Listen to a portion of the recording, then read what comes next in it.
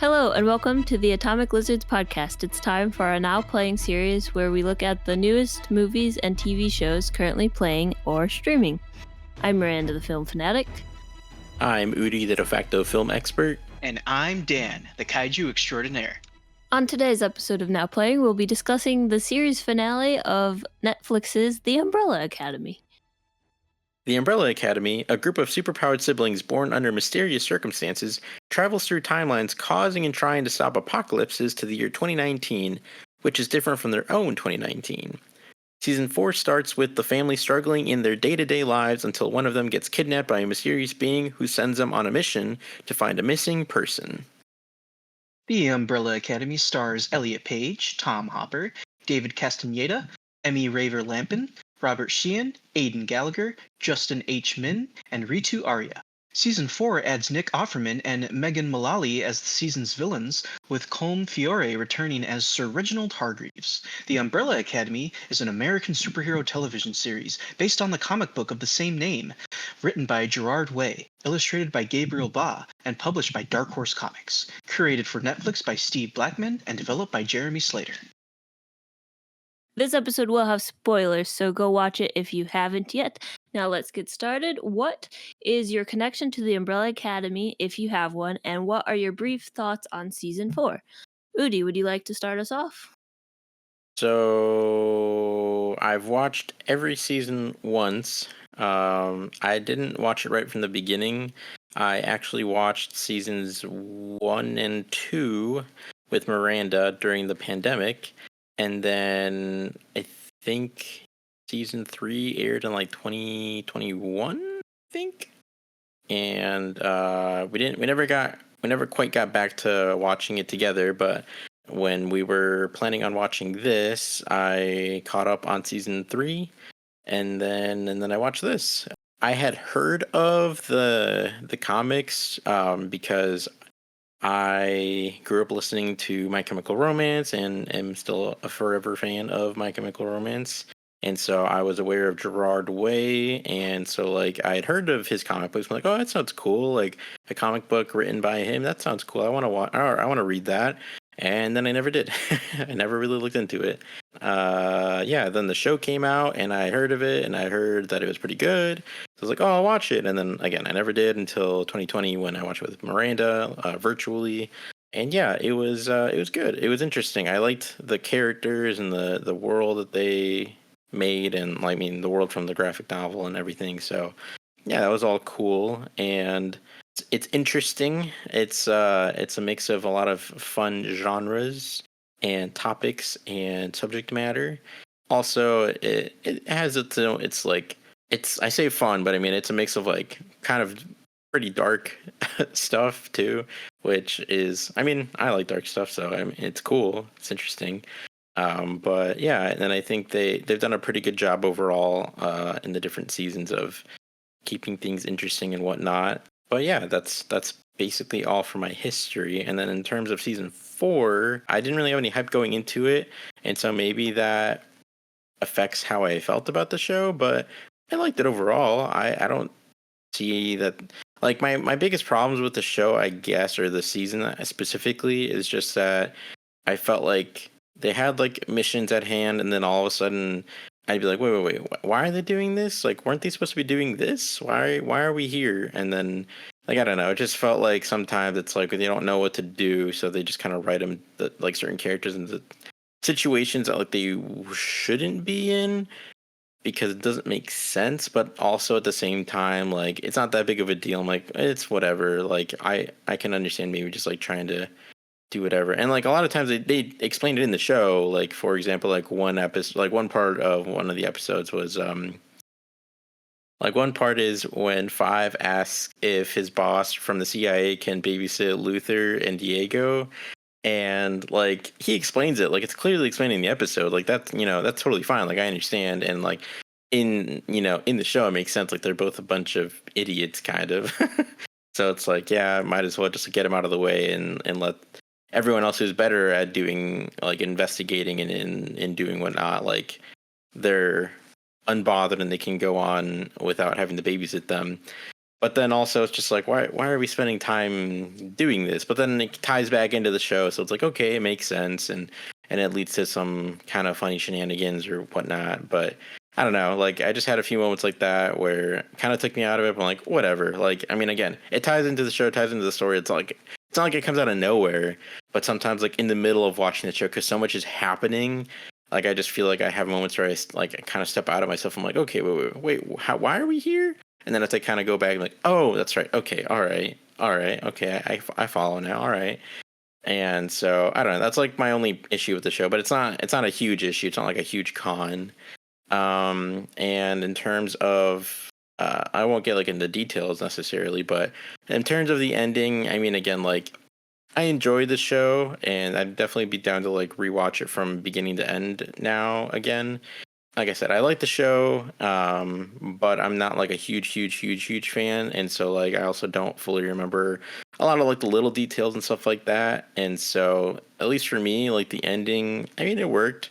I am also partial to like downer endings, and I don't know if they can get a downer ending than this, where it's as bleak as could possibly be. So I mean, props to the creative team for going that route, because whew, as much as I like bleak endings, most people do not, and so I could understand this not sitting well with people, I guess, but I don't know. I mean, it worked for me, and so I thought it was interesting.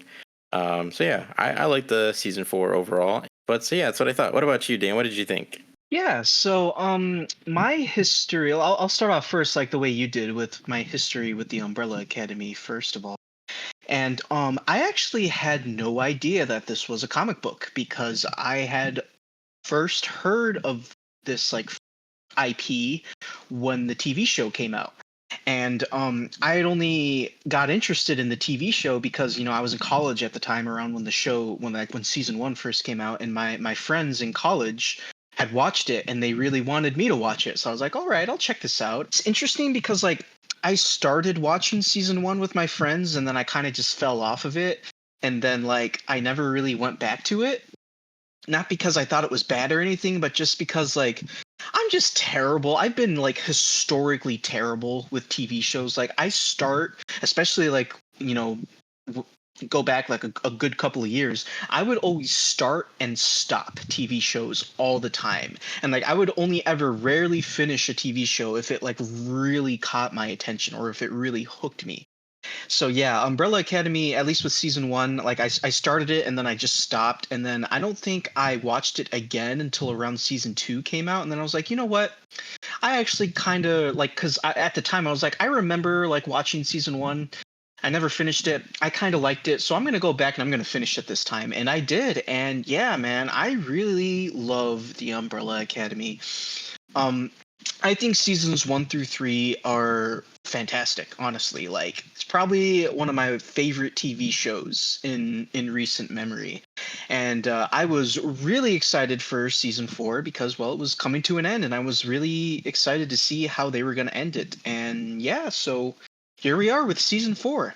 And what did I think of season 4? I felt like season 4 was the weakest, and I kind of have a feeling that maybe the 6 episode like length might have had something to do with that. I don't know if that was intentional or not, but like the previous 3 seasons had at least like 10 episodes, but this one only had 6. So that gave them like less time to like work things out. So I felt like there were a few things like within the season that personally and it might have been, it just like Udi was saying, like the writing just wasn't as tight, I felt, because it's a shorter season, so they have to make sure they get everything out that they want to tell for the story. So I just felt like the writing wasn't as sharp at times and whatnot. But I didn't think that this was bad. Like there's people online right now that are really hating on this final season. Like I got worried at one point because I was on Twitter and I saw somebody say that it had like just as bad of an ending as Game of Thrones, and I was like, oh no, because like Game of Thrones had a pretty bad ending. I don't, if you watch Game of Thrones, but I didn't think the ending was that bad. It was not as bad as Game of Thrones, and like Udi was saying, it is kind of a downer ending, and like I will admit that it did kind of affect me a bit because I love these characters so much, and to see their story end like that kind of left me pretty sad and a little unsatisfied, if I'm being honest. But even with all that said, I still thought this season was fine. I thought the final 3 episodes were actually really good. Those were probably I enjoyed the final 3 episodes a lot more than I did the first 3 episodes, and it had even with like the shorter like season length and like maybe the writing not being as top notch, it still had its moments of like twists and fun action scenes. And of course, there's always got to be a dance scene in every season. I'm pretty sure there's like a dance scene in like every season of Umbrella Academy, so that was fun to see that as well. I liked the two villains, Jean and Jean Thibodeau, so that they were interesting, and it was nice being with these characters again for one last hurrah. Because, like I said, I personally feel like Umbrella Academy's biggest strength is its characters. I think the characters are great. They're likable. They're very well written, and it's just a blast to be with them, to experience them on screen and whatnot. And the actors who brought them to life did a great job doing that as well. So, but yeah, I didn't hate the season, but I definitely didn't think it was as good as the previous three. But what about you, Miranda? How are you feeling about this season? And what's your history with Umbrella Academy? So, I've watched the first season of the show many, many times. As Udi mentioned, we watched it together via Netflix party. If that's still a thing, I have no idea. Um, I watched it with my mom and my siblings very much on all of the time. Same with season 2. Season 3, unfortunately, is my least watched, minus this new season. So I'm kind of not up on all of the information from that season, but I just love these characters a lot. The show and the characters are connected to a very specific moment in my life, which I won't go into details because the internet doesn't need to know. But yeah, they're connected to a very specific moment in my life, and just seeing these characters for their last canonical on-screen time is very emotional for me. Um, I'm sad that they're gone. With that being said, season 4 is a season filled with interesting moments, both good and bad. The viewer gets some of their questions answered, but many more are posed, and that leads to a story that feels underdeveloped in the plot. The character moments might be lacking. They do questionable character arc situations. All of that turns into a interesting season of 6 episodes. I think it could have benefited with 10. Fortunately, we didn't get 10. Even though many on the internet consider this season to be so bad that they GOT'd the ending, like Dan was saying, um, I don't I don't see that. I understand where people are coming from. The fandom dislikes the Five and Lila Diego relationship art, the siblings dying, the way the characters act at times. I don't particularly like how they treated Klaus in this season.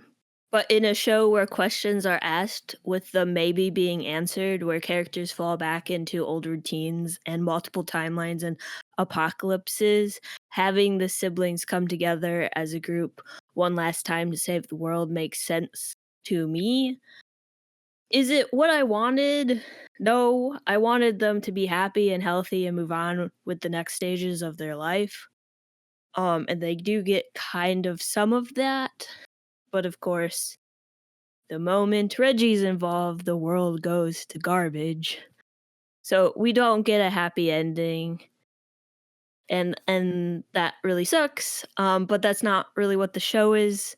The show has never really been about happy endings to me. It's always been kind of a tragic story of these people who are in a situation that is not good for them, that is not great, where they have trauma and how that affects them. And it's just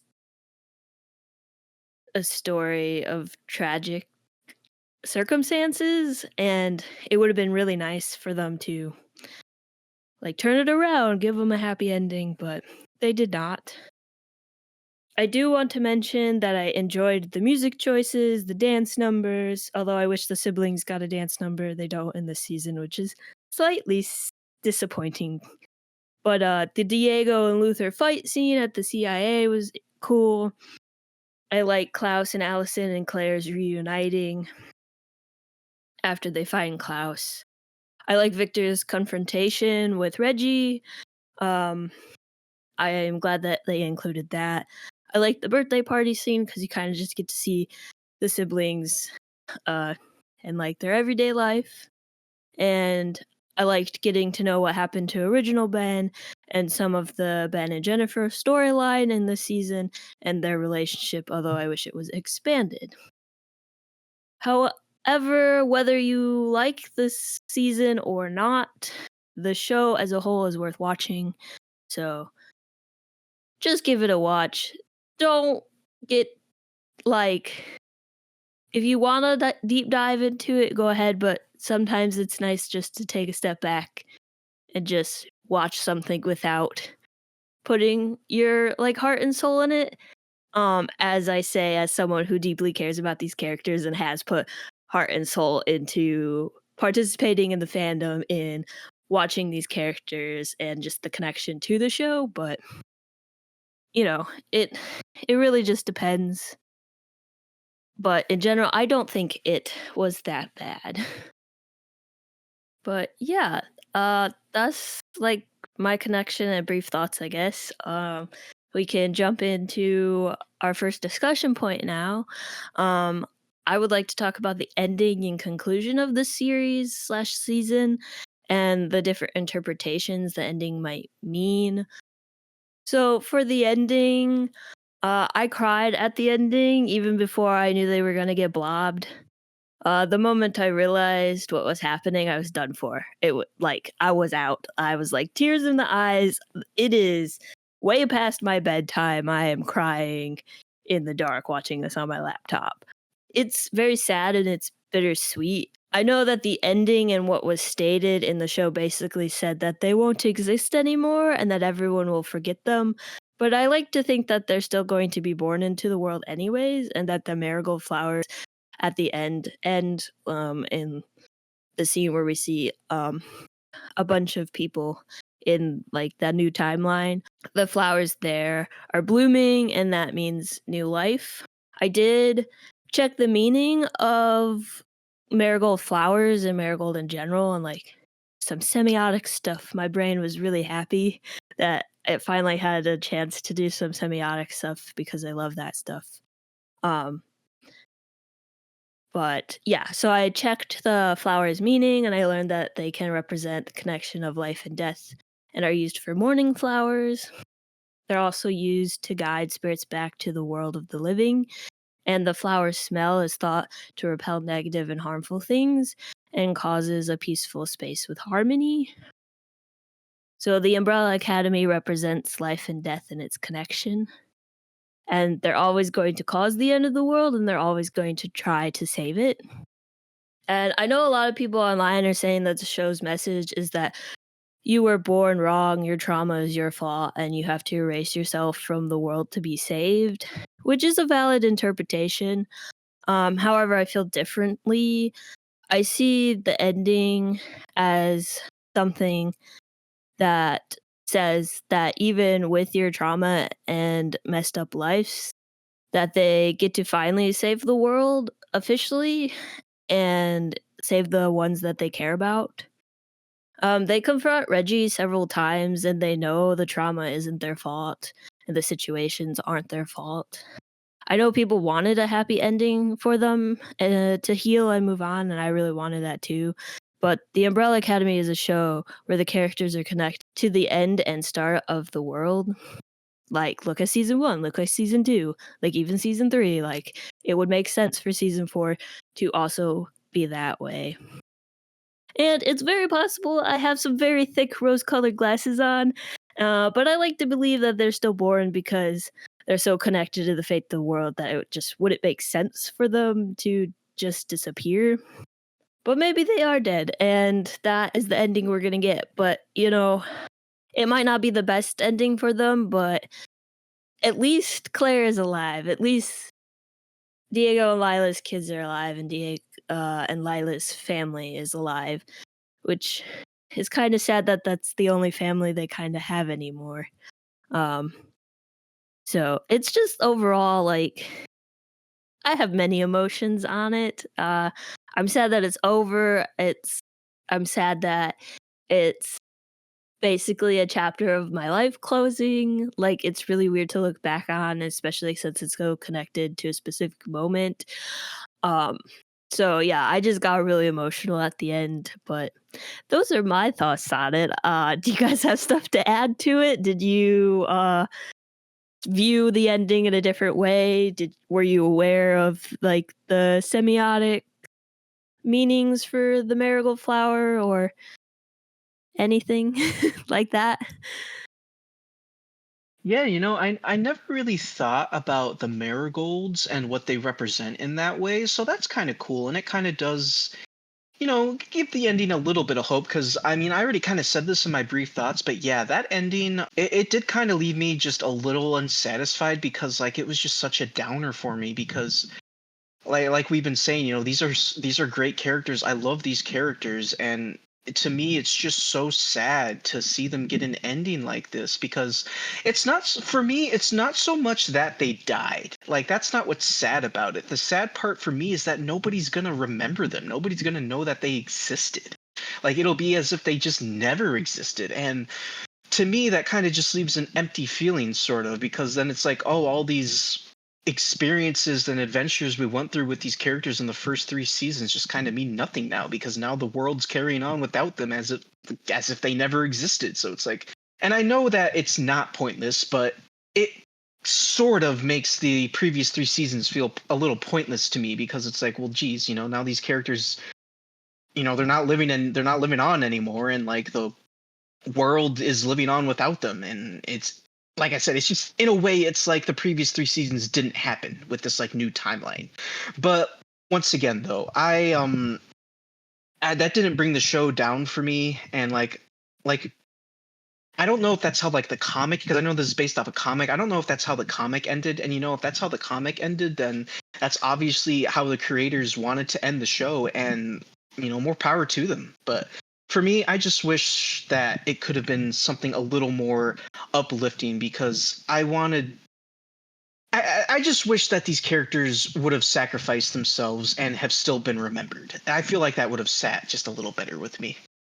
You're right. Like if they were to be remembered, it would definitely sit better, I feel like. Because you're right, it kind of does seem like the other seasons are like pointless because we did go on those adventures and now it's just like they're completely gone and erased from existence. And clearly I've picked a more positive interpretation, but I didn't think about it like that. So that's very interesting. And to answer or about the comics only go up to Oblivion, so the third season. So this is most likely just whatever they came up with. Klaus does have an independent comment, however, I have not read it. Oh, that's interesting. Okay.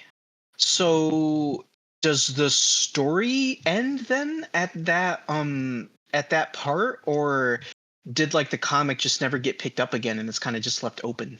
I think Gerard Way ended it at the third one. I don't think there's a fourth one coming. I think they like ended it. That's interesting. Maybe I'll have to check out the comics one day. But yeah. So those are kind of my thoughts on the ending. Like I said, it just left me feeling pretty down. But like like I said, it didn't bring the entire show down for me. I still think Umbrella Academy is one of the best recent shows to come out. So that's how I'm feeling, at least. But so then, if the comics ended at season 3, does that mean that like the ending of the comics technically is that the Hargreaves won, like how it ended in season 3? I do not know because I do not remember the ending of Hotel Oblivion. I just Okay, know they pulled Hotel Oblivion stuff for season 3. Yeah, I'm not really sure. that's fair. Okay, I was just curious, but Mhm. but yeah, I liked what you said at the beginning of your thoughts of the ending, Miranda, about like the marigolds, because like I saw that and I thought they were marigolds, but I wasn't sure, and that's a nice way to look at it. Yeah, I mean, I didn't necessarily ascribe any meaning to it. Like I wasn't sure if. I guess like my only thoughts were like, I wonder if that means if they will be born or if they're just like they kind of got reincarnated and so like technically they were born, they were just born in a way that wouldn't affect like the life of everyone else. Or I get like there was part of me was like, does this mean that like it'll actually start again or like this will affect new people? Like the marigold flowers are special and so like I don't know. Like part of me was like that was more of like a teensy weensy like are they gonna go this route? But I more took it as like a positive thing, like, oh, okay, that's kind of nice.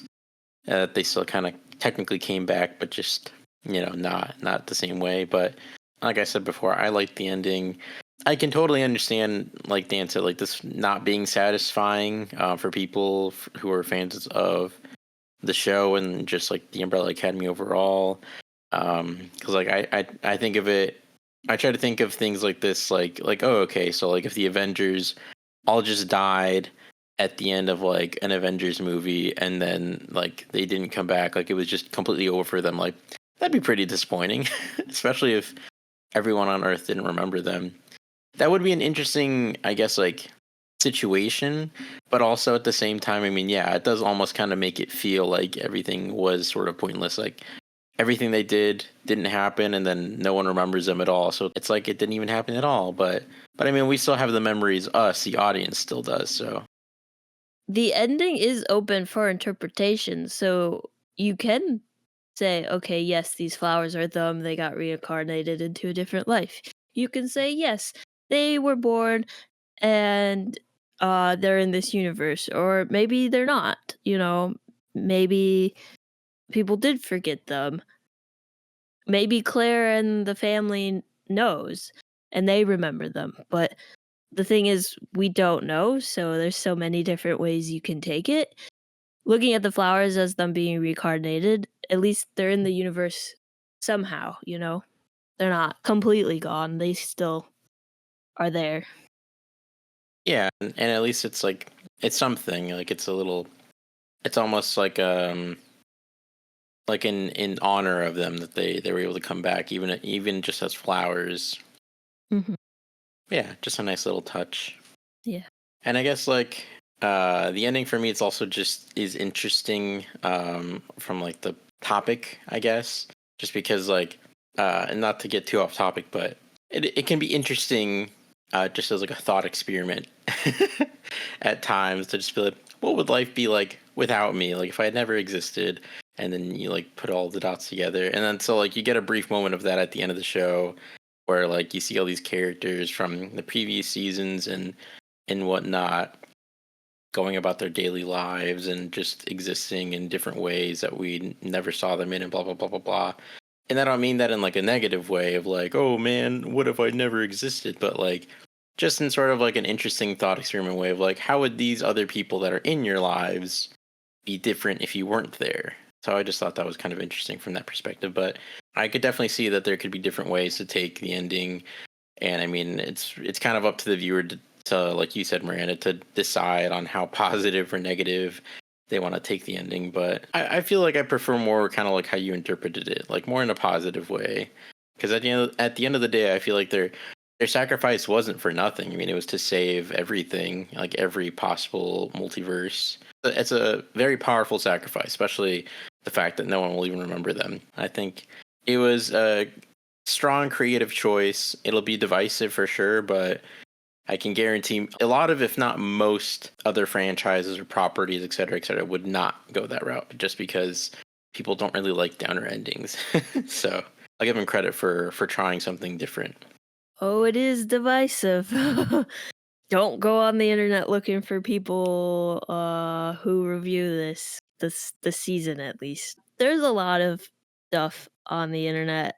A lot of people don't like it. So to hear that both of you are like pretty not negative on it is nice to hear, because the other people that I've talked to, one person really, really dislikes it, and then one person was like, "Oh, I didn't even interpret it that way.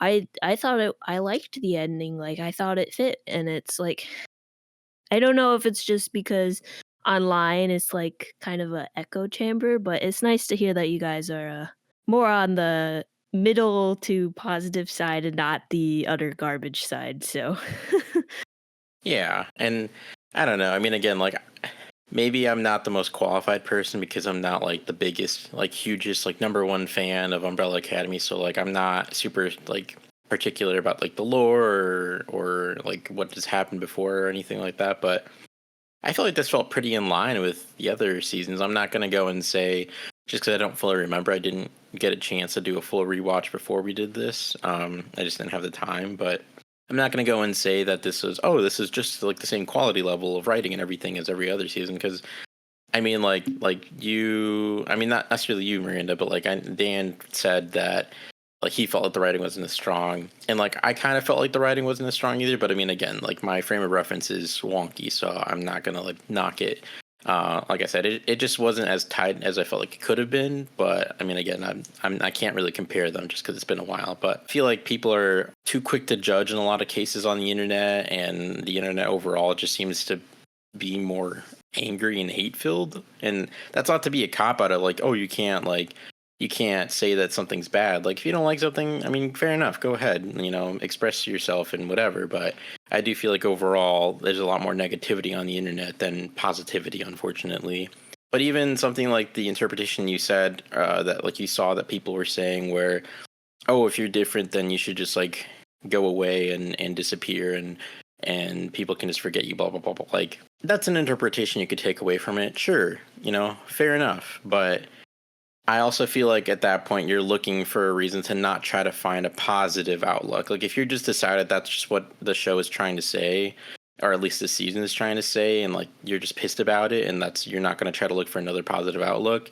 I mean, again, fair enough, I guess, but like I also kind of feel like if you're just going that route, then you're not really looking for a positive outlook on the show. You're just, and I mean, again, at the end of the day, especially when it comes to like fans of shows, like when you're a true fan of something, you can look at it something like something can affect you and you can either feel a certain way about it or not. And if you don't feel positively about it, then you don't. And it's unfortunate, and sometimes it happens and it sucks because I've been there with like certain things I've been a fan of where they just didn't live up to my hype, and like I just felt like the creative choices weren't there and I was unhappy. But at the end of the day, it is what it is. But for some people it really works, and in some cases it's like, how can you be okay with this? Like, how are you even a fan of this? But like for me, like at least with this, like that's not the case with me, and it is what it is. And so like I'm not going to go and say that those people are inherently wrong with feeling that way, but I feel like to just decide that is just the ending of the show and that's how you feel about it and that's the interpretation you're going with, like I feel like you kind of have to just be willing to not take in other factors. And just as like an example of something similar to that, which again, not completely discounting that idea of the meaning of the show or the meaning of the season. Like again, fair enough to that interpretation. It's not like it's completely invalid or anything. It's definitely an interesting point of view, and I mean you could look at it that way for sure. But a recent example of something kind of like this, that had different potential alternative meaning, or people thought at least, because it was debunked by the director himself. So, but the movie Longlegs, some people started thinking that it was supposed to be like an anti-trans movie, and so there was like an AMA with the director, and someone asked him like, "Hey, like my friend, like they watched the movie and then they heard this interpretation that it was blah blah blah, and like basically it was anti-trans," and the director was like, "No, absolutely not. Like anyone who's anti-trans is like a freaking idiot, and they're stupid and they're dumb and like they're terrible people." So it's like, oh, okay, yeah, like people gave way to this idea of this interpretation of the movie, but it had absolutely no like real weight to it. And so again, like interpretations can be interesting and they can be powerful, but sometimes like people come up with interpretations that have absolutely nothing to do with the actual thing. Again, not saying this is the case, but just kind of weighing out like people can come up with things and post them on the internet, and some people can agree with them, but that doesn't mean that they're right. It doesn't make them any more right than what is or isn't true. But yeah, so I don't know. Maybe that was just a whole bunch of nonsense, but that's just how like that kind of reminded me of that, because again, like I don't agree with that, but like it's not totally invalid like the long legs thing, but that's just how I felt. Once a piece of media gets out there and people see it and they interpret it however they so choose based on, you know, their life experience, their situation, the moment they were, the moment they watched it, however they see the thing is, interpretations are so wide, but sometimes it just feels really hard to have a conversation where you critically analyze something you care about on the internet. It can be tough sometimes. People are kind of upset because of this season and with that interpretation. People are upset that they don't exist, that they were thrown out of the universe, and the fact that it was Reggie and his wife Abigail's fault, and she made the marigold, he released it.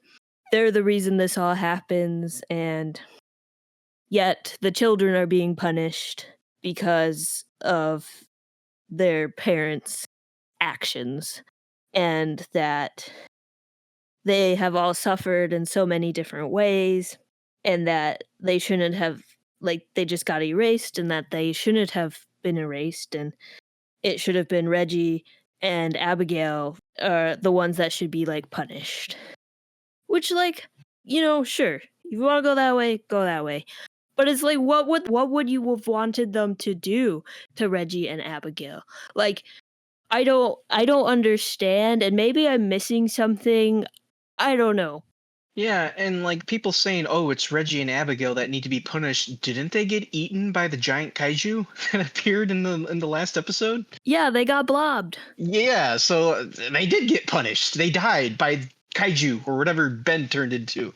Yeah, Ben and and, Jennifer. like, Allison definitely murdered Hargreaves, in season 3, so, like, I don't know.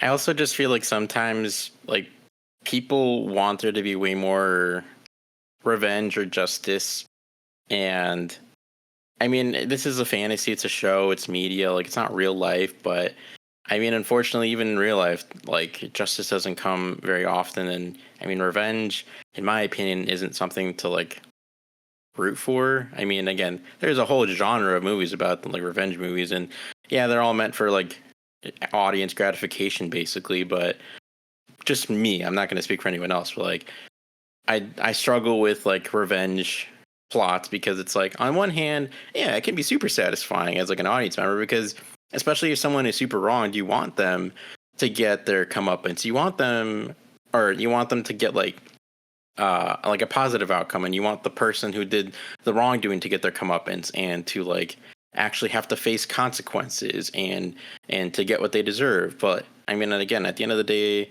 a lot of times it doesn't happen, and so again, like for people who want that, it's like, yeah, it's not satisfying when you get a story like this where like the bad guys don't get something of consequence to match their wrongdoing. So like, I mean, the stuff that Reggie did and all the different timelines and everything, like he did a lot of terrible stuff, and he got like a really quick death. So it's like, yeah, that's unsatisfying for someone who wanted him to like suffer or something. But I mean, like you guys said, like he did die. He got eaten by a monster, and like he failed to save the world, which I mean, I don't know if that was ever really his point or what he was trying to do, but like he saved, or he raised the kids to like save the world, right? I don't know if I'm He he raised the kids to be, like, superheroes to take care of, like, I guess probably his, like, dirty business, I guess, because hmm. like, I don't know exactly, but he definitely made Luther stay on the moon so Luther could have guarded his dead wife, so Reggie is not a great person. He's a terrible person. Yeah. So, like, I don't think the show is saying he's not a terrible person. And I Yeah. don't think the characters know he's a terrible person.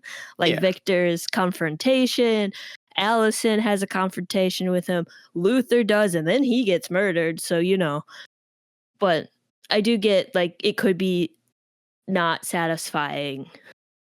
Like Reggie's ending is not satisfying to some. Yeah, and like I said, and like I didn't, yeah, I wasn't trying to say like he was a good person because he's not, but Yeah, I know. definitely just like yeah, like we were saying that for people who wanted him to get like a really justifiably harsh ending, I guess you could say, he definitely did not. So I mean, I can understand that being unsatisfying, but again, like for me, it's like it worked for me. I mean, again, unfortunately, like in life, satisfying endings aren't always easy to come by. So, and I guess it depends on the specific individual to decide what that satisfying ending would have been. But it is what it is, I suppose. Definitely is what it is. Um, so we just had an interesting conversation about Reggie. I like calling him Reggie instead of Sir Reginald Hargreaves. Reggie just seems funner, I guess. I don't know. That's what the fandom calls him. Anyways, we talked a bit about him, so I kind of want to talk about some of the other characters and the other situations that are going on in the season.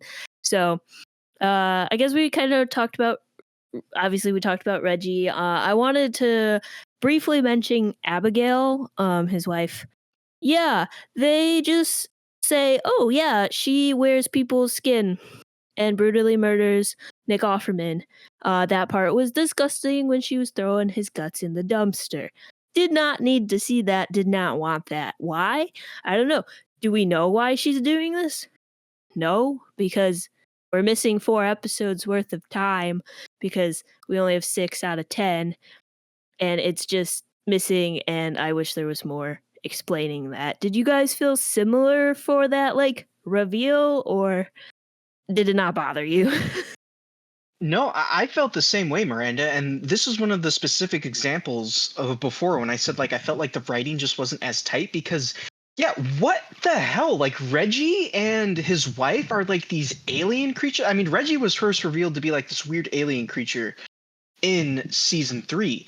Mhm. And I don't know if I just missed something because I did do a rewatch of seasons 1 through 3 before 4 came out, but I did it during work. So like, when you're watching something in the background, you can kind of just there are times when you're just working and you kind of just miss stuff because you're blocking the show out because you're focusing on your work. So I don't know if maybe I missed something, but was that ever explained? Like, why are they aliens? Where did they come from? Is that ever explained? It's not. Okay, yeah. So Like, yeah, like in season 2, we're like, "Oh, Reggie? Oh." And then he takes his, like, head off and then eats or kills all those guys that wanted to assassinate the president or whatever. And then it's not really mentioned in season 3. And it's like, well, we kind of knew he was from a different place based on like a flashback in season 1, but they don't explain it. They don't go into that. They never did. That's one of the unanswered questions in this whole universe where they pose a bunch of questions and then answer none of them. that kind of bothered me because I would have liked an explanation to that. Mhm. And then Definitely. so it's revealed in this season that the marigold gives everyone their powers. Was that also something that was revealed to us before or Yeah, Reggie is like standing at a window and he has like this jar and he opens it and the shiny stuff go out into the universe. But I uh, don't think we ever got told what it was called or was. yeah. I thought it was like his wife's essence, and that's why it went to different women and then um caused the birth of like the original 43 children, which now there's only 8 of them. Yeah, I don't know if it's ever actually properly explained. Maybe in season 3, details are very fuzzy for that season. Yeah, that's why I wanted to double check because I felt like because they bring up the marigold and that it gives them their powers, and I felt like that just kind of came out of nowhere. It's like, did I Hmm. miss an episode or something? Like, when was this explained? So, Yeah. but yeah, I definitely, like we've been saying, I definitely feel like the 6 episode order for season 4 was more of a detriment to this season. Yeah, I Like agree. you said, it probably really would have benefited from the standard like 10 episodes. I agree that it kind of felt like it came out of nowhere because I had a feeling there was something up with um, the guy because he went by a different like couple of different names, right? He was like Yeah, Psy, Psy, and and then then there's a second name, but I don't remember it. yeah, I don't remember, but like I was like, there's something up with him. Like there's something wrong here that Hmm. it'll be like revealed later. But this was not the plot twist I was expecting Yeah. when she just like Mission Impossible like removed her face in the middle of that. I was like, wait, what? I was like, why? Like, yeah, why? We don't get answers. And then she just like kills him, and I was like, okay. And then she had a tentacle for arms, and I was like, what? Okay. And Hmm. then I mean, I'm kind of desensitized, so like the intestine thing was like, I don't understand why this is happening, but okay. And then yeah, she just inhabited his body, and then I like it was so odd. And then like even in the finale, like Victor and Reggie are like standing there talking to Jean, and then Jean is very much blowing, quote unquote, his cover. But it's just Abigail, and then Abigail's blowing her cover as Jean, I guess is a better way to put that. But then like everyone else is confused, and it's like, okay, well we know that it's Abigail, but like why did this need to happen this way?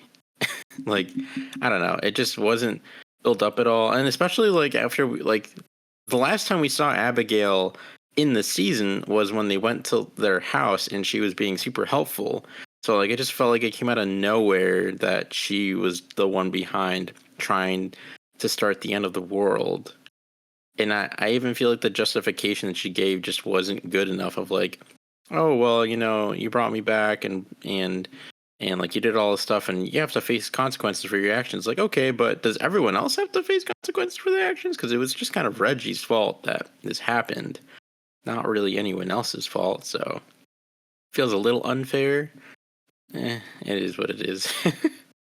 Yeah. I don't know. And the dumpster and the guts part. It was more of a, oh, we have not seen this in Umbrella Academy. Why are they doing this? Like shock. That I was like, what is happening? What show am I watching? This is weird.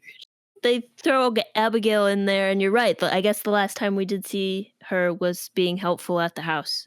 Well, I mean, yeah, no. So I wish they would have like gave us a bit more there.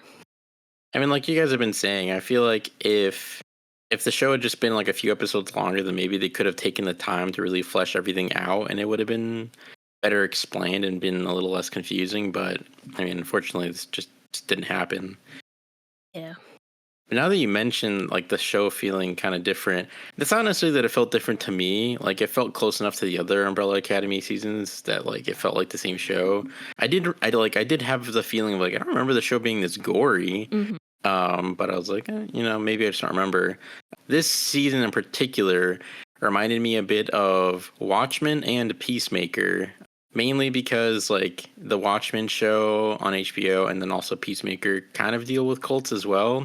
Peacemaker deals with aliens, and then Watchmen deals with squids. So like both the show, like while watching the show, I'm like, I feel like I'm getting light Watchmen and Peacemaker vibes. Like I like both of those shows more than, I mean, at least this season, and I mean probably overall more so than Umbrella Academy personally, but specifically this season. But yeah, I kind of it kept making me think of those shows while I was watching this. I'm like, interesting. This is probably not on purpose, but it's reminding me of them. It's interesting. Yeah, I was just about to say, are they looking at those and those influences of those shows and applying it to this, but then you said they're probably not. Truthfully, I don't know. I did not look at any interviews with the like creative team or any of that nature, so who knows? Someone does, I'm sure. Yeah, and I mean, like, I guess it is possible because, like you said, the comics don't cover this, as far as we know. So, like, maybe they were inspired by these other two things because, to an extent, I don't really remember the ending of the Watchmen show dealing with the end of the world. I guess in a way, the events of that show could have led to the end of the world, kind of. I don't fully remember the stakes. I remember like the setup, but not the stakes at hand. But anyway, so like maybe they're like, oh, what are some other interesting things that we could take inspiration by that are also dealing with like the end of the world type things? And so it's possible, but I mean, yeah, like I guess who's to say? You know, we don't know. I mean, everyone's inspired by everything, so it's possible that even without knowing, they might have been. But It's true. I guess that's kind of our thoughts on Abigail, and we mentioned Jean, so I guess we could transition over to Jean and Jean. What did you guys think of the Keepers? Did you find this weird, interesting, like deja vu? There's another timeline cult interesting, or anything of that nature? I know I definitely wanted more on them them to expand on them. it kind of reminded me of like the Mandela effect. Like they had these memories of Yes. things, and then like, but they were different than they were. Mm-hmm. And so like I thought that was kind of interesting. And the overall, just like the main setup of the cult of like this group of people that feel like they remember things differently, and then actually finding proof that things were different, and like finding these relics, like that was pretty interesting. But I don't feel like they were built up that well. Like I don't ever feel like we knew the extent of their power as an organization. The whole town thing in that one episode where all of a sudden everyone, like literally every single person except for Jennifer, ends up being like a keeper, like that was pretty crazy. But outside of Wait, that, that was Hargreaves. Or are they both? oh, oh, no, I think you're right. I think it was because it was Gary the sheriff, and Gary was there at the end, wasn't he, with Reggie and Victor when they were trying to break into the hotel with Ben and Jennifer? Possibly? I think so. I think you're right. Yeah, I just remember Luther seeing the patch and it's like Yeah. Hargreaves Enterprises or something. Yeah, you're right. You're right. Never mind. But so yeah, so then there was never like a part in the show then where we see like the extent of their powers, and they just seemed like regular old people. So it's like, okay, this is interesting, but we don't know to what extent their reach really is and their power is. And so it's like you had the setup for this interesting organization, but you don't really know enough about them, and then things happen. But again, like we didn't really get that much development on the keepers. So the idea behind them is interesting, and maybe if we had had more time to like focus on the development of the keepers, that could have been more effective and would have been more interesting. But I feel like it was slightly disappointing, I guess, just because again, like I did like the premise of like, oh, that's kind of interesting, but I don't really feel like they did much with them. And then at the end, like it just being like all these random everyday people, like randomly grabbing guns and marching down the street, like almost like sleeper cell agents because they were basically activated with that one song, and it's like, okay, interesting. Why? It was just like a subtle way to like activate them, but again, I just don't feel like they developed them enough to like for it to fully make sense slash like work for me. But the idea behind them was interesting. Yeah, I definitely agree. Interesting concept. Execution not so great. Poor execution. Yeah. The moments they do have, like at the fast food place, at their barn at the end, are interesting, and I just would like to like learn more. Like, give me some in-depth stuff. We know so much about Hazel and Cha Cha, and the Swedes and the handler in the second season, and like like the Sparrow Academies. We spend so much time with them that we fully understand who these characters are, what their motivations are, and everything, and then we just kind of don't get that with Jean and Jean and the Keepers. But yeah, so I guess that's Gina and Jean. Did we have anything else to add about them?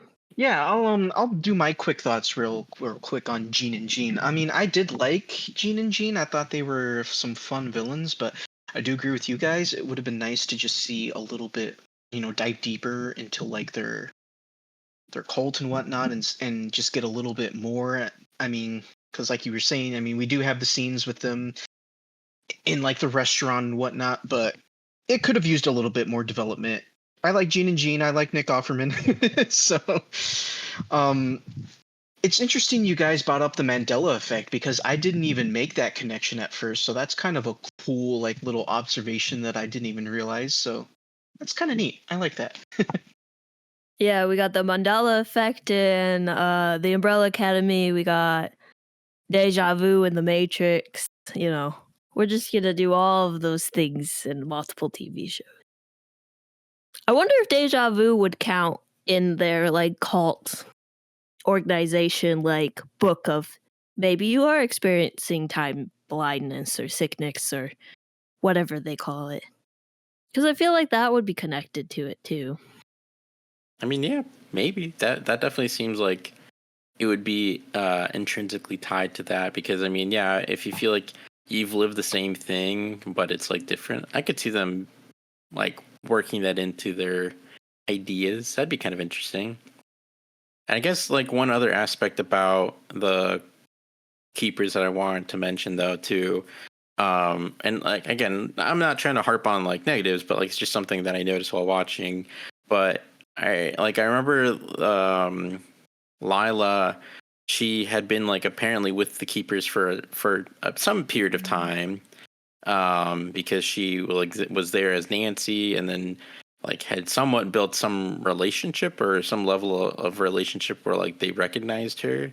But I don't really feel like they talk too much about that. Like it's just like, oh, it's a book club, and then all of a sudden she's there with Five, who's there undercover, but then they don't really uncover anything of like what she's really learned there, and at least not much. Like maybe like a little bit in the moment when they're at the meeting, but that's also when you're kind of being given the exposition just through the presentation they're giving anyway. It felt just kind of like a reason to involve her more and give her like the Five side plot that they ended up having, but I don't feel like it did anything for the progression of like the keeper storyline to like include Lila in that. They don't really expand on Lila being a part or going to the keepers meetings. They kind of just use that as setup. Would have been nice to like have her explain what was going on with the keepers instead of Five. Be like, other characters can know stuff. Not every Five doesn't have to be the only character that knows stuff. You could let Lila know things. Especially because they like knew her as Nancy and like believed that she was Nancy. Also, she wouldn't be probably a part of any of the evidence anyways, either because she's not part of the Umbrella Academy and she spent most of her life in a timeline, or at the I was about to call them the TVA, which they are not. The TVA. The The Commission, which TVA, is woo! the superior time travel keeper organization, in my opinion. But this is not a Marvel podcast, so we will not get into that. Check out Wolverine and Deadpool, our episode on that. But yeah, it would have been nice to have like Lila explain some stuff or like something of that nature. Agreed. And I mean, like you said, yeah, I feel like Lila would have made more sense than Five to be investigating all that. Like, sure, I get it. Like, he was part of the CIA, and like, sure, it's Five. It makes sense. But I feel like she should have played a bigger part in that stuff than just kind of being there, just being kind of added to that, and then like having nothing come of it except for then later when Jean and Jean crash into the car after they save Jennifer, then being like, what a shame, Nancy, and then just walking away. It's like, okay, well, what was the point of that? kind of nothing, but it's fine. Whatever. It's not that big of a deal, but kind of funny, I guess. Maybe they had bigger plans for it overall and they just didn't pan out, or maybe they just couldn't figure out a way to make it more interesting. I don't know, but yeah, I don't know. Just thought it was interesting. Yeah, it's very possible. But because of that, and Lila is undercover as Nancy, and she does run into Five, uh, we get a moment of both of them at a restaurant, and then Diego followed Lila because he's paranoid that she's cheating on him. And so Diego sees her with a mysterious guy. Turns out it's Five, which then leads into the weirdest ship possible of Five and Lila in episode 5. Yeah, I don't like it. It's not great. I don't know why they did it. I don't understand why they chose this pairing. If they wanted to give Five a relationship, I don't think this was the correct way to do it. As like characters in the moment, Lila and Five get stuck in the subway, in the time travel subway, and they're lost and they don't know if they'll ever get back. So I see why a relationship developed. I can see how and why that happened. It happened 7 years for them, but then no time actually happens in like Diego's time, the main like timeline, and so to him, like Lila has only been gone for 30 minutes, and to her it's been 7 years, and so it creates this weird conflict, and then Five and Diego fight instead of trying to save Ben and like Jennifer and fight the blob at the end. They just spend time fighting each other on an escalator. So like there's a lot of weird things they did with these three characters that I don't particularly like.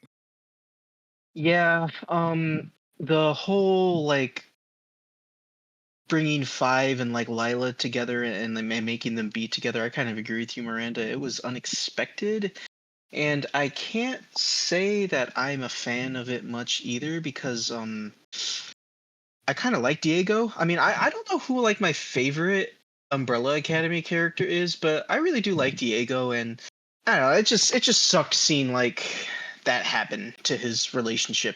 I don't know. It just feels like you were saying. It just feels weird, like bringing Five and like Lila together because like, did her and Five have like any chemistry together before season 4? Like, were they in a lot of scenes together? They were in scenes together. In season 3, they try to go find the commission. They find old Five in the paradox proof room. But Okay. they had several fight scenes together.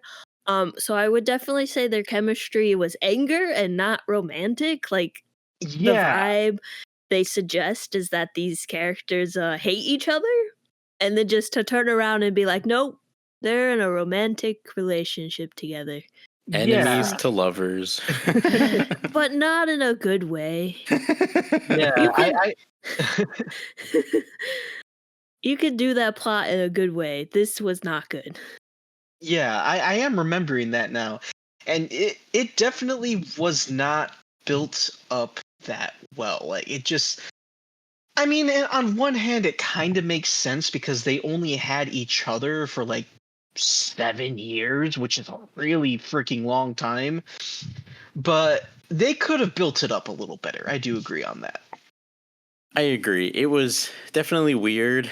It was definitely not what I was expecting. I also just feel like it just kind of came up again, slightly out of nowhere. Like I was just watching and I was like, wait. I was like, that happened really fast. All right, I guess. And then I mean, yeah, like to give the revelation, it's like, oh, it's been 7 years and we've been here forever. And then you see like he finds the map that he wrote and then like hid, and then like in between that scene and the next scene when they're together, it's been 5 months since he found it. It's like, oh my god, like that's crazy. And again, like, yeah, sure, like they were together, they were alone for like 7 years. Like, I mean, like Lila put it, like it was survival. Like they only had each other, and they, they were there for each other, whatever.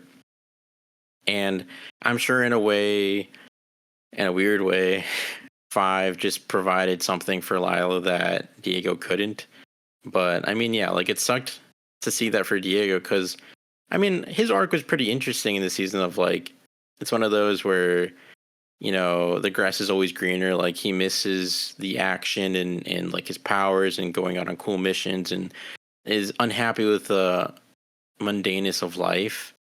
But then he grows to learn the appreciation for having a more mundane life and seeing the benefits of that, like getting to spend time with his kids and having his wife is that that he loves and cares about and all this stuff. And it's like he learns about it and the tragedy is that he learns about it too late. I think regardless of anything, I mean, I don't know if their marriage would have been able to survive. Like even without Lila cheating on him with 5, like I don't know because she seemed pretty. I mean, she needed a break, but I mean, who's to say if they would have been able to survive after if like again, even if she hadn't cheated or whatever. But that is kind of interesting for the character and just like an interesting development, just because yeah, sometimes people don't realize those types of things until it is too late, and it's unfortunate, it's sad, but I guess I appreciated that they tried to do something with that and didn't just have it be like, oh look, he learned, he's better now, she should just accept him now that he's better.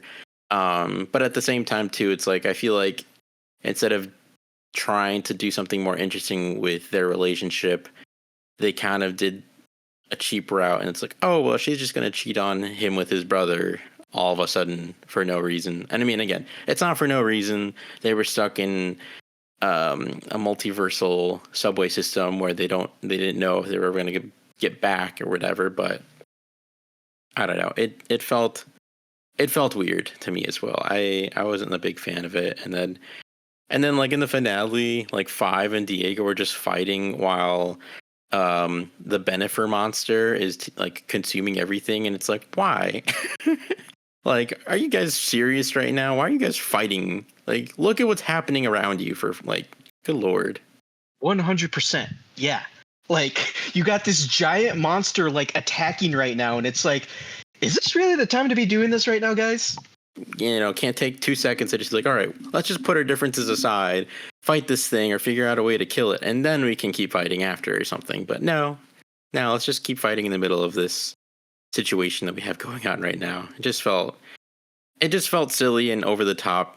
It didn't feel like a good development. I don't know. Like it's always interesting to see characters' paths cross like this, where it's like, okay, well now you have this conflict because this character is intertwined with both of these characters, and how is this going to pan out? Blah blah blah blah. But again, I just feel like it was kind of cheap because there could have been a more intricate and just better way to potentially, I guess, for like if they were just trying to add more drama to these characters to deal with or to handle, like they could have done something else.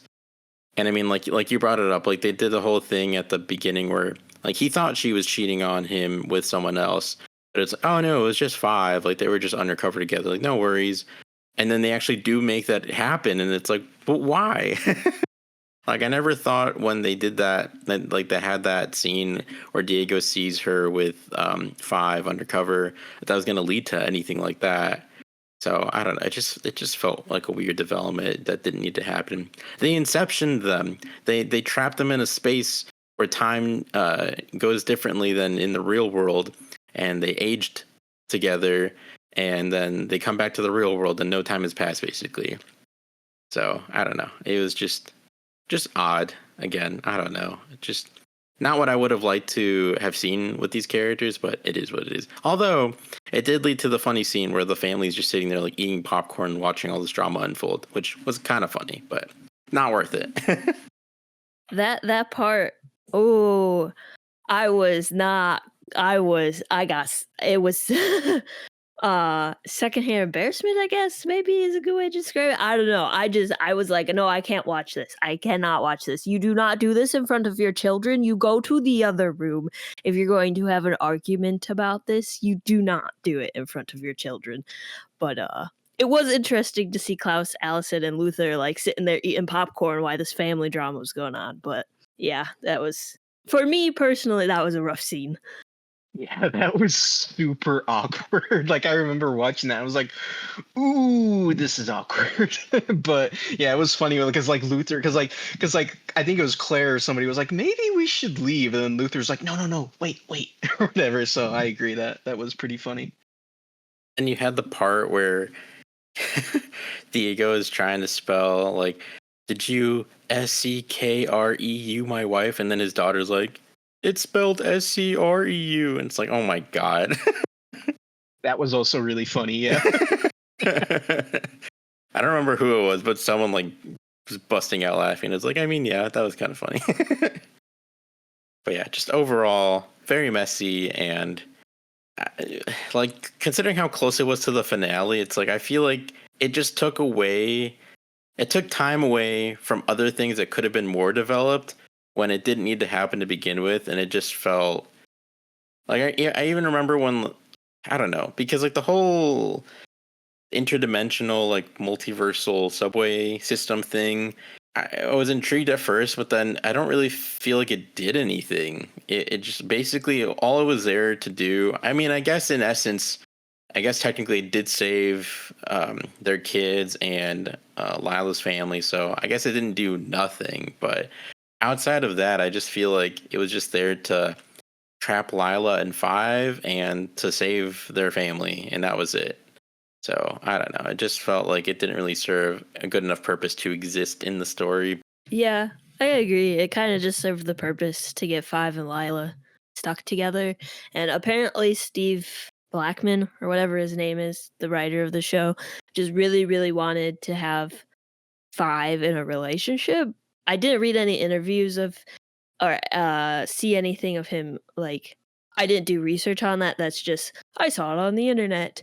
But you could have done it in 10 million different ways. And then also David, who plays Diego, was not happy with this character development or character arc, this plot line. He did not like it, and he didn't realize it was like a serious thing that they were doing. He's like, "You're joking, right?" It's because I did see something again on the internet. Didn't find the interview, and it sucks that it, this thing happens, and then they could have cleaned it up or resolved the conflict, and they don't. And now Lila and Five and Diego all die mad at each other, which really sucks as well. Yeah, you know what? Now that I think about it, that is unfortunate because I kind of did forget about that part. Like, yeah, they're literally dying together while still in conflict. That they're, it's this conflict that they'll never be able to resolve, and then they're going to cease to exist forever and then be forgotten. You would think that at least at the very end of the show, considering what's going to happen, that they would have at least made sure they were all on good terms and it was like a uniform, like, all right, well, we got to do this thing to save everyone, blah, blah, blah, blah, blah. But like, no, they're still in the, and I mean, I don't know.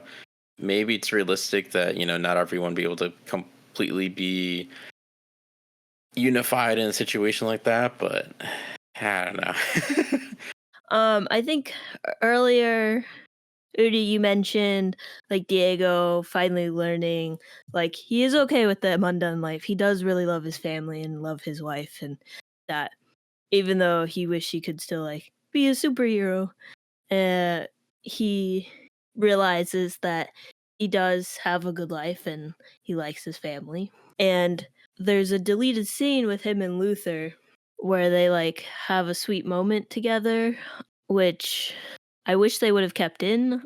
Basically, Luther's like, "Am I a bad leader? I should have stuck up for these, like stuck up for Ben and Salone and stuff." And Diego's like, "No, you're a bad leader, but you're a good person." And of course, later on, when they're in the CIA fighting, they have another moment when they're like, "Oh, this is something that they're like used to," but all of the CIA stuff is like part of Diego's storyline, especially when they're at the CIA to be like, "Oh, look at these other people who wanted to be here, but they're estranged from their family," and it like makes Diego realize what he has right in front of him. I did like that, like part of Diego's storyline, and his connection with Luther.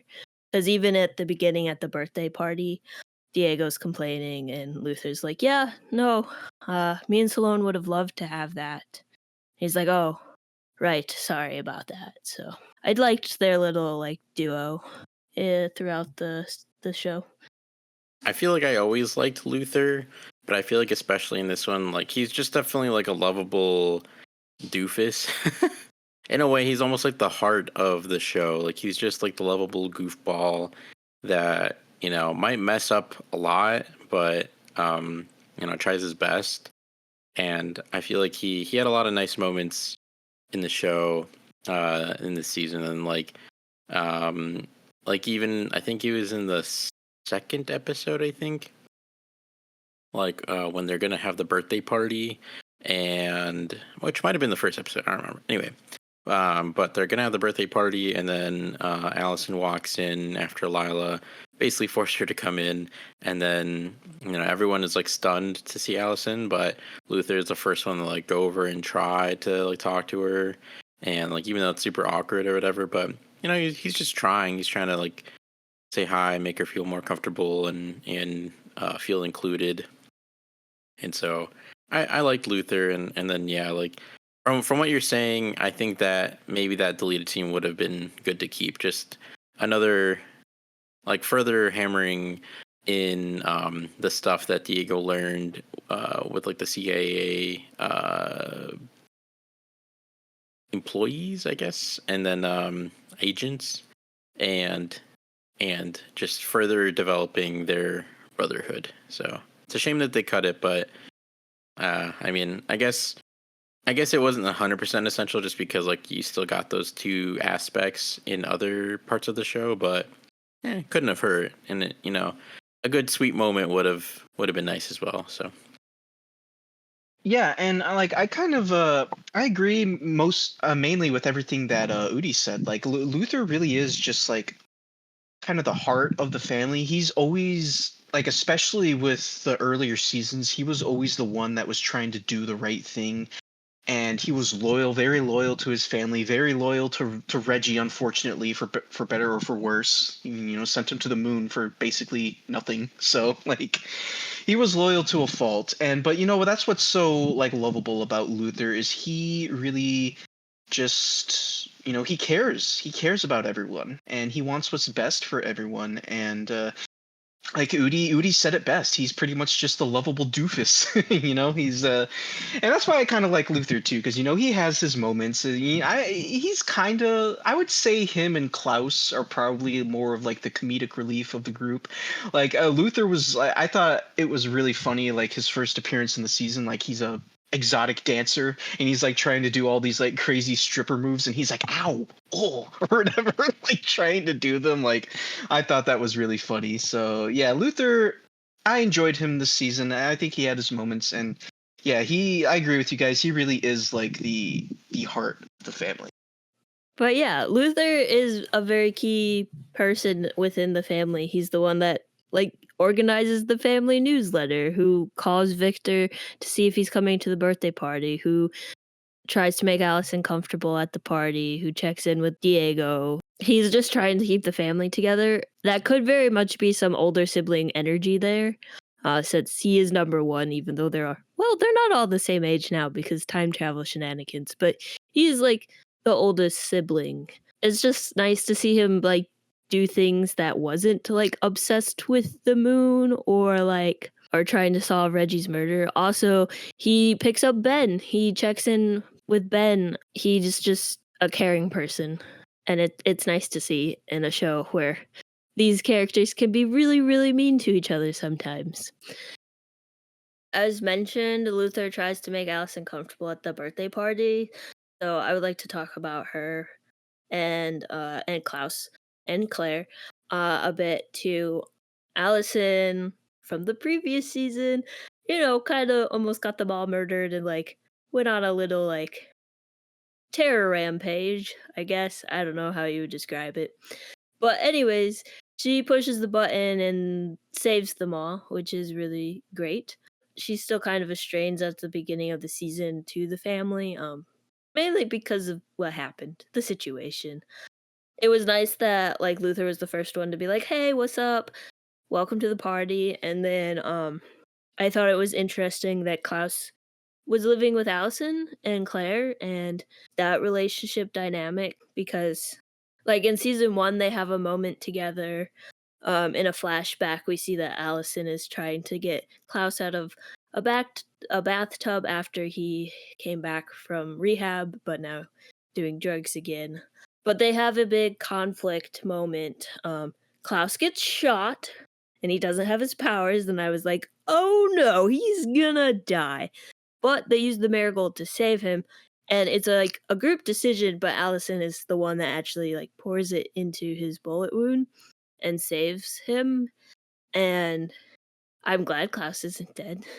I'm glad like that's not how he died. But they have this big argument in front of the family and how Allison doesn't like the fact that he lives in her basement and the basement is covered in bubble wrap, but Klaus is like, "You just want the old Klaus back, so that's why you did it." They go their separate ways, which, like, leads Klaus to going to go get more drugs, and he yells at Claire, and at first I was like, "Okay, maybe it's okay," but then he, like, full on yells at Claire, and I was like, "Oh, no. This is, like, legit. Klaus has relapsed. This is not good." Because I was really happy that he was sober, and his character throughout the show has gotten sober several times, but has relapsed, but I thought maybe this time it would stick.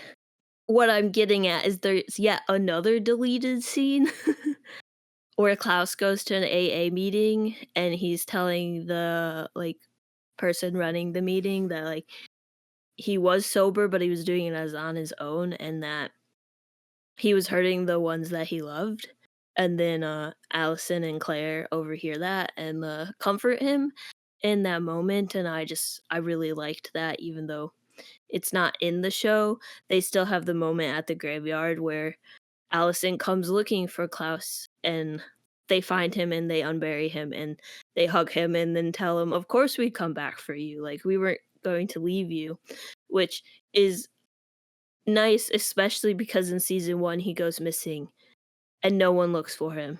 None of his siblings look for him, but there's been enough character development and growth that by the time we get to season 4, Allison is like, "Okay, let's go find my brother. We need to go get him." So I just really liked the dynamic they picked for Allison and Klaus in this season.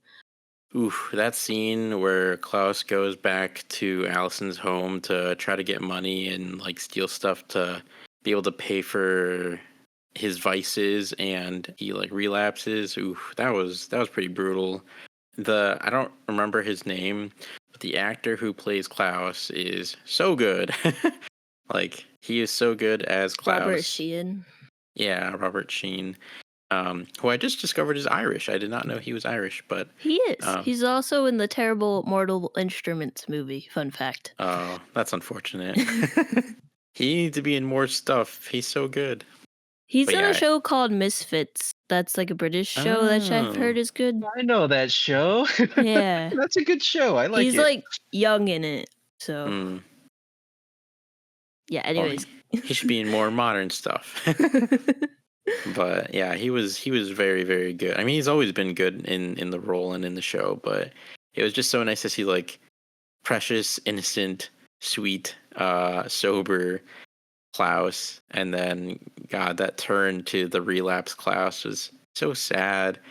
And then like Claire was trying so hard to convince him to stay and to just like talk and you can see like the wheels turning in him where he's like, oh, I should just stay, like I should heed her advice, but then he was just saying like, no, it's too late, blah blah blah, and it's just like, man, very very sad, very crushing, but at least it worked out in the end. He was able to be saved, and then like you said, you got that nice moment where Allison and Claire got to be there for him and be like, of course he'd come back for you, like you said. So it was very sweet.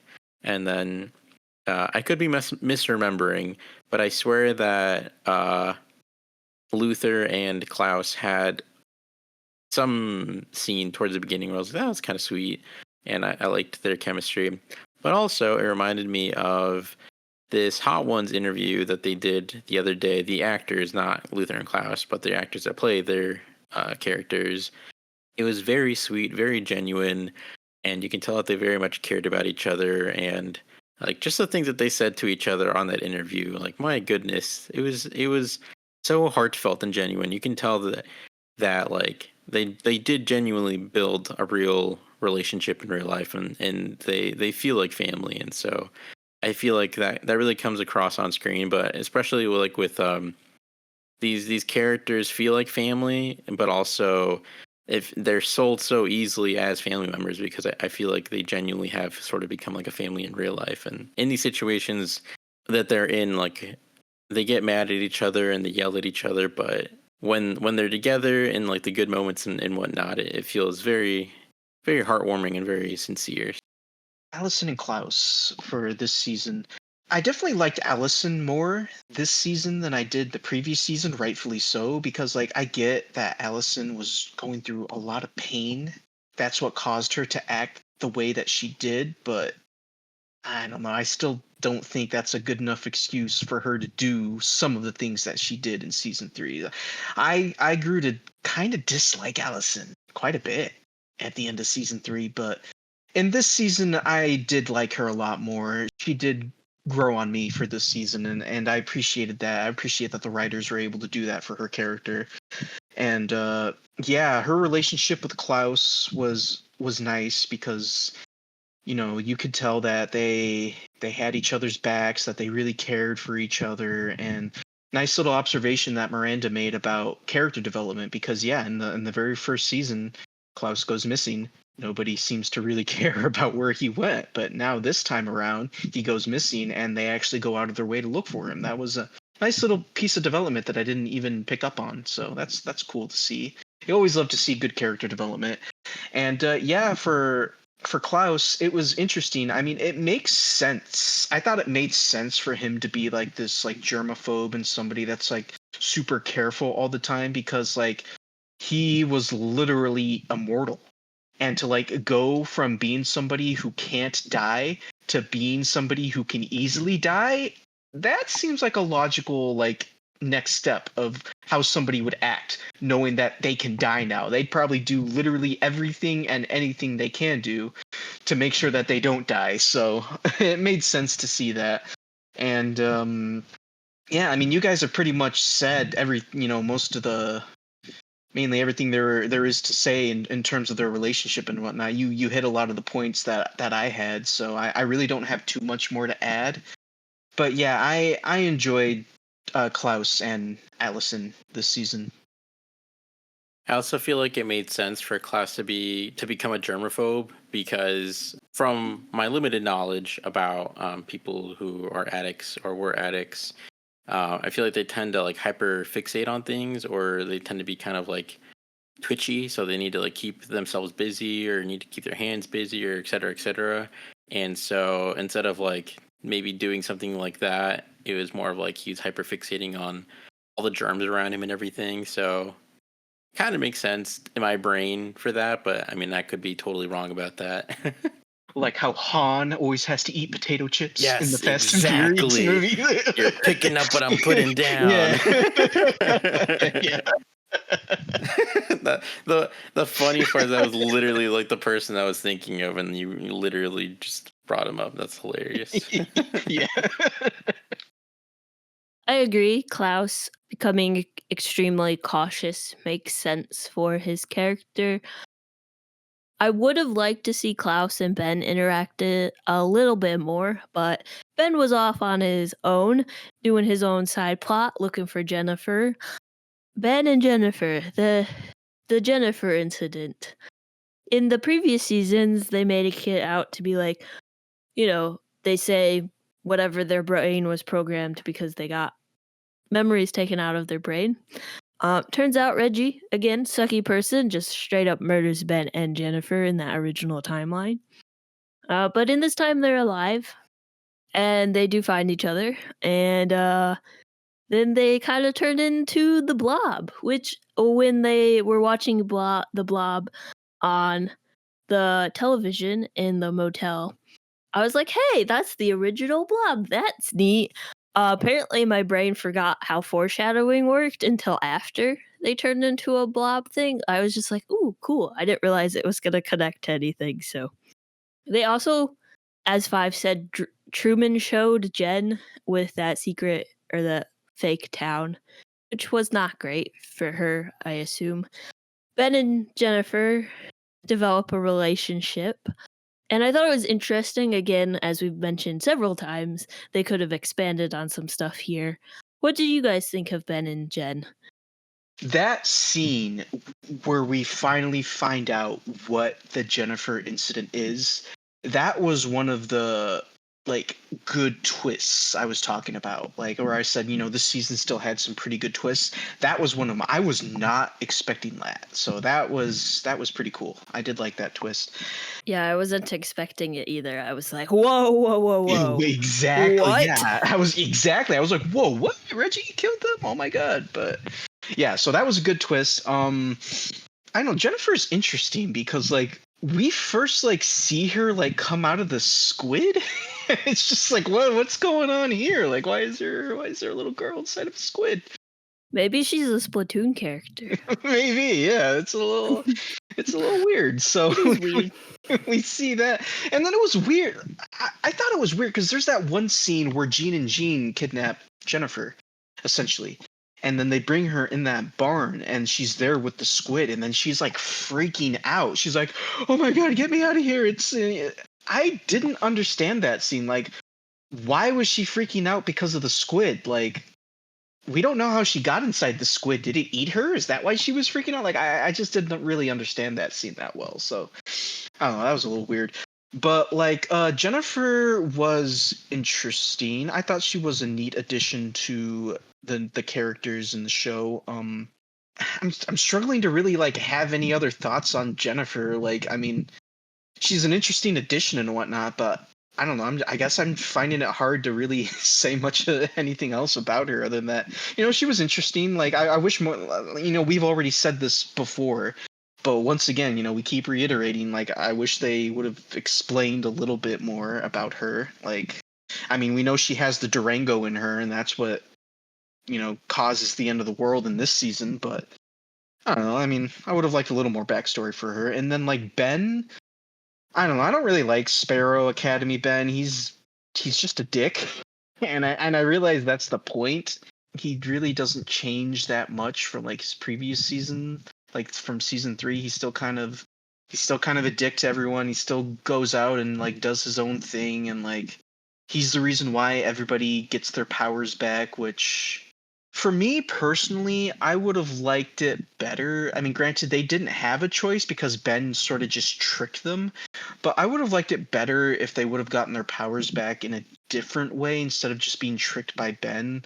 I would have liked it if they really did just have no choice, like not even because somebody else is making, like they just all of a sudden, like there's just some force out there that they can't control that gave them their powers back or something like that. I feel like that would have been a little more interesting than just like Ben spiking their drinks, but I mean that's besides the point. That doesn't really matter in the grand scheme of things. But summarize my thoughts really, I thought Jennifer was interesting. I thought their whole relationship together was kind of, I don't know, it's like they turn into that weird monster thing or whatever, so that was a little strange. It kind of looked like an Elden Ring boss, but yeah, I like the monster, at least. I like that it turned into a kaiju at the end. That was kind of cool.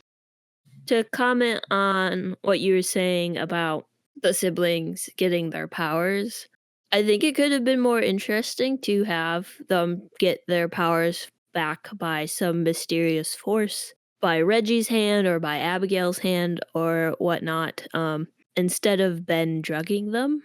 Because they have the marigold in like a vase, one of the questions that popped in my head was like, why didn't Abigail just feed that to Jennifer and then start the apocalypse, or take the marigold and take the Durango out of Jennifer and then start the apocalypse? Like, I don't know. It's like, does the marigold actually have to be in these people in order for this blob kaiju to take over the world? And also at the end, if Victor can remove the Durango or the Marigold from them, why couldn't they do that instead of getting blobbed? But I think you also are like, how did Jennifer get into the squid? Like, did we don't get any answers on that, and that really sucks. I would have loved to have a like more explanation about Jennifer. It would be nice to see like Ben like readjust to like normal life, especially because this is Sparrow Ben and he's so different than the Ben that like sacrificed himself to save Victor in season 2. So I would just been like nice to see more of like the characters' personalities, but I do like what they do in like the hotel or department store they are in at the end. Although the like it's kind of grotesque because they're turning into a giant blob monster, but I like that Ben is like connected to Jennifer and it's like, okay, I'm going to care for you. And that there's a moment with Victor where Victor's like, I'm trying to help, and Ben's like, no, and then he's like, I'm sorry, I didn't mean to yell, like I need your help. And then the fact that Ben like pushes Victor out of the way to save him was a nice touch too. Well, you guys both said a lot and a lot of like things that I felt similarly about, so I'll probably keep my thoughts brief, but um yeah, I mean I liked Victor here. I don't know that he had like ton to do, like comparatively to like Allison, yes, but I don't know. I don't know. I guess they did all kind of have fairly similar things. Plus, like I liked Victor's like big standout moments, like the face off against Reggie, and then him trying to talk to Ben. So yeah, I retract that. Like I felt like towards the beginning he wasn't used that much, but like as like the season went on, I feel like he was utilized more effectively, and I liked his role in the season a lot. And then Ben and Jen. I mean, yeah, Ben is just kind of weird in this season. Like, obviously, he's at the beginning of the show, and then like you get the 6 years later, and then he's just out of prison, and then he's just angry and mean, and then he drugs everyone with the marigold, which is an awful thing to do. I mean, it worked out in the end, I guess, but he took away their agency to choose and just made it the choice for them. And then he just goes off on his own, and he finds Jennifer, and then he's mean to her, and then they end up connecting.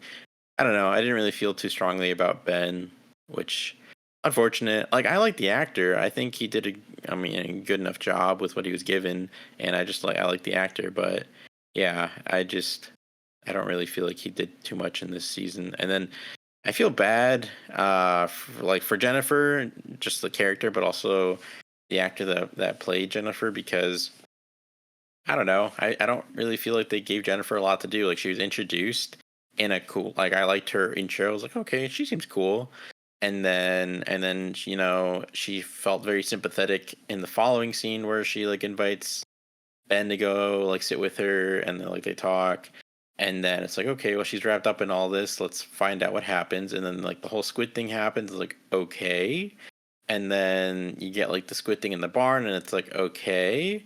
And then I don't know. I felt like they didn't really do anything with Jen, so I felt kind of bad because it's like, then at that point, that she just becomes part of the CGI blob kaiju monster and gets no more further development, and then just dies. So it's like, well, that's unfortunate.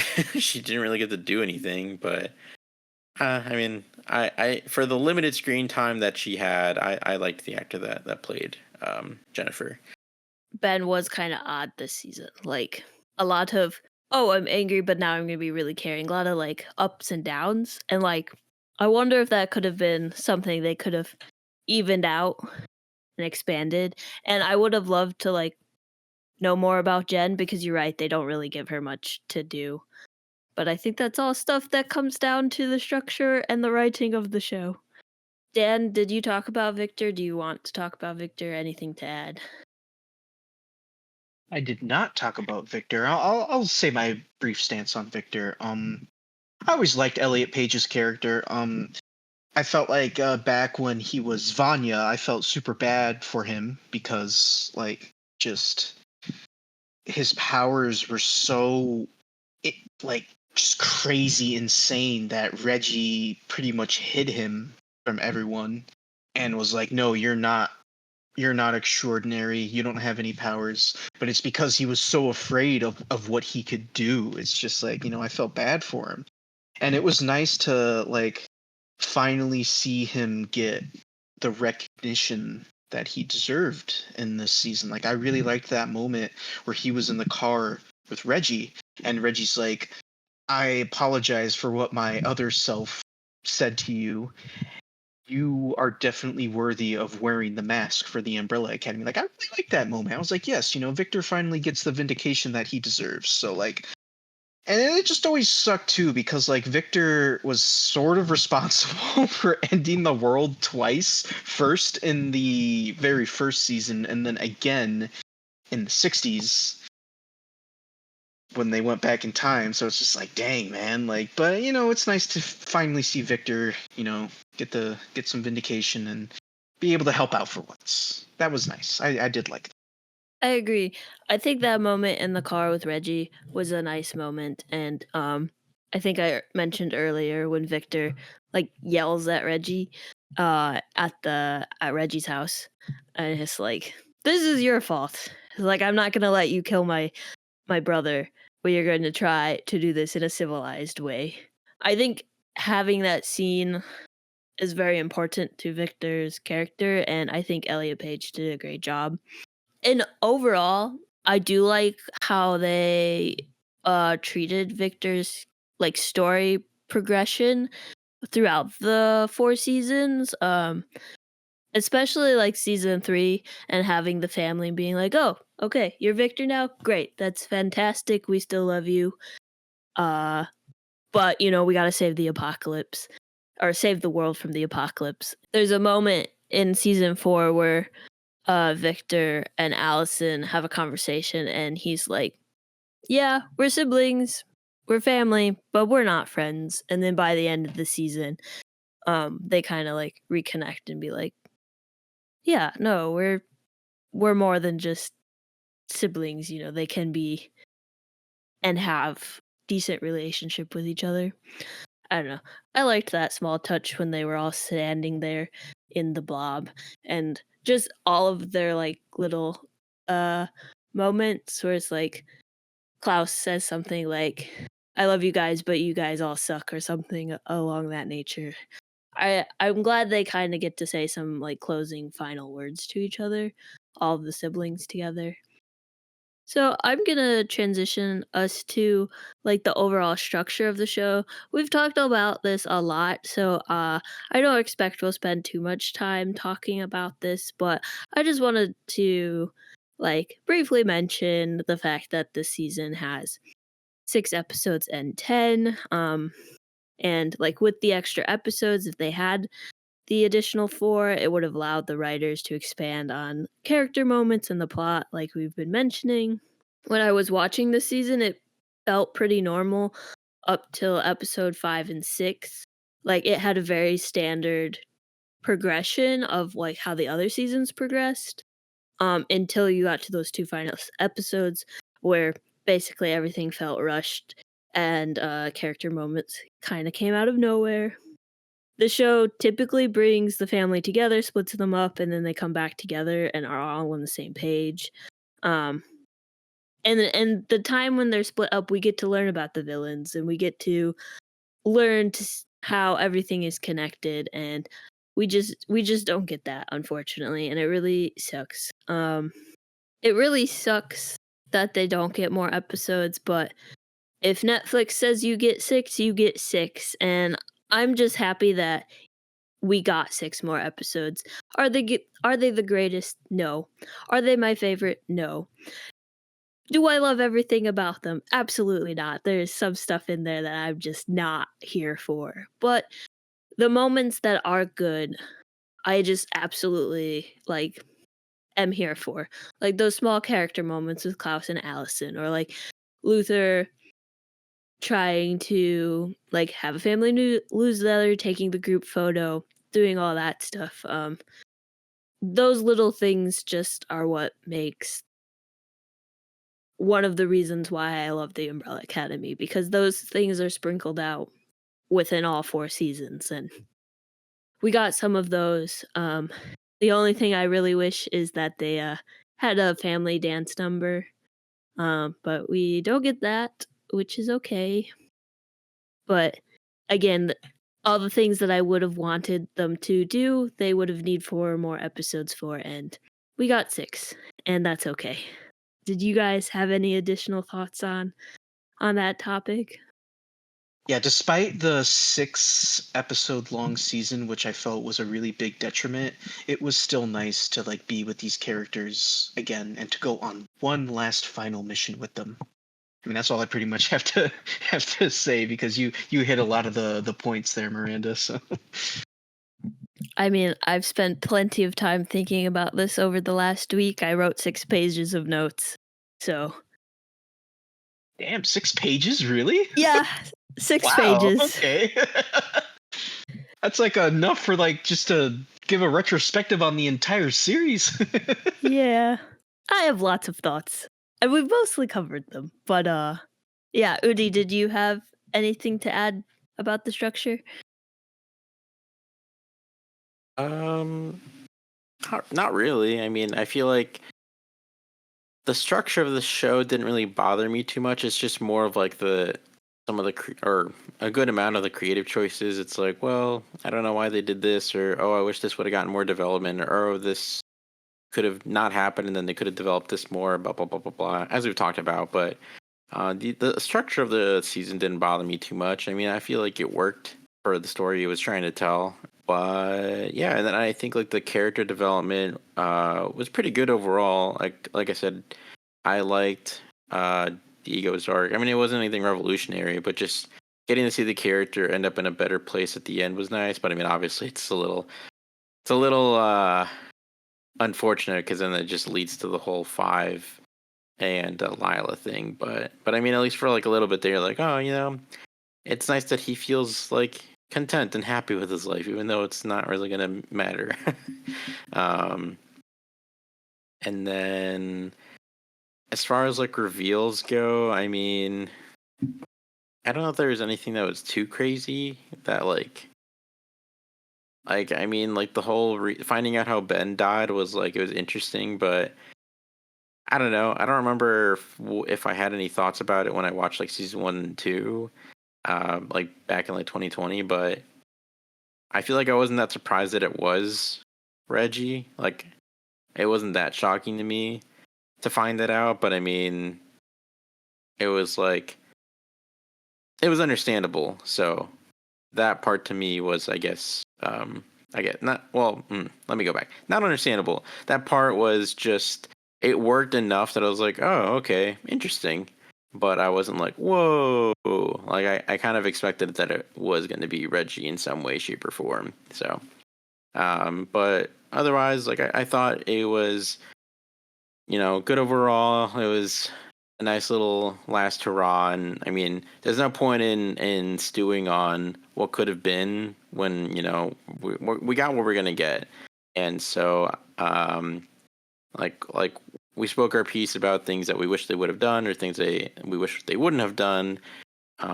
But I think overall, it still worked overall for me. I still enjoyed it. I still liked it, and I had fun with it. And it still had some good emotional moments.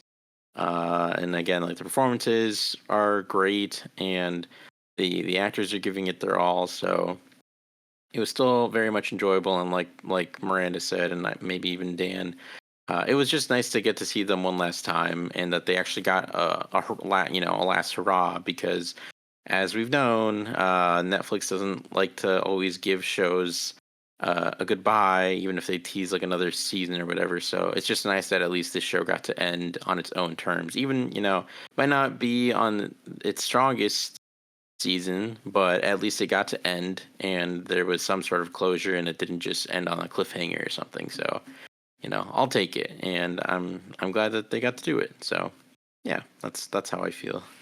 Well said, Udi. Why, thank you. That was really well said, Udi, but I think we've covered everything. So let's go into star rating. Dan, what would you give Umbrella Academy season 4? And if you would like, what would you give the series? Yeah, so to do what I always do when it comes to star ratings, quick summary of my thoughts of season 4. And you know what? I'll do a quick summary of my thoughts of Umbrella Academy as well. So, season 4, definitely the weakest of the 4 seasons, but that being said, it wasn't all bad. It still had some good moments, good twists, good character moments. I love these characters. It was nice to see them again. And despite the fact that I was left unsatisfied with the ending, I still really like Umbrella Academy as a show. As a show, I think Umbrella Academy is great, and I really do enjoy it. And so to rate season 4, because I felt it was weaker, and as we discussed, they left certain plot lines just dead in the water, such as Reggie and his wife being these weird alien things, Jennifer not getting much backstory, like Gene and Jean, their cult and everything not getting much backstory. I'm going to give this season a 3 because I did feel it was just a tad bit disappointing. Like I said, the ending, while I didn't think was all bad and doesn't bring the show, like it doesn't make the show bad to me, I'm still left kind of sad and just unsatisfied with the ending. I wish the ending would have been a little more fulfilling for me.